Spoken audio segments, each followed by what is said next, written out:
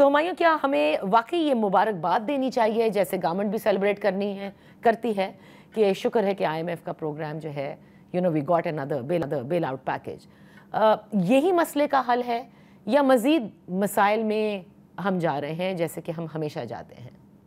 دیکھیں، آپ نے صحیح لفظ استعمال کیا ہے، بیل آؤٹ پیکیج. آپ کا فسکل ڈیفیسٹ 7-8% پہ پہنچا ہوا ہے. آپ کی مہنگائی جو ہے بہت بڑھ کے بعد آپ کچھ قابو میں آئی ہے. آپ کا جو مینوفیکچرنگ سیکٹر ہے وہ شرنک کر رہا ہے.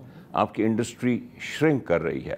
آپ کی ایکسپورٹس ورچولی سٹیٹک ہیں. جو آپ گین لیتے ہیں وہ میسو ڈسکاؤنٹنگ پہ شو کرتے ہیں. آپ میں غربت آپ کے ملک میں بڑھ رہی ہے. آپ کے ملک میں ان امپلائمنٹ بڑھ رہی ہے.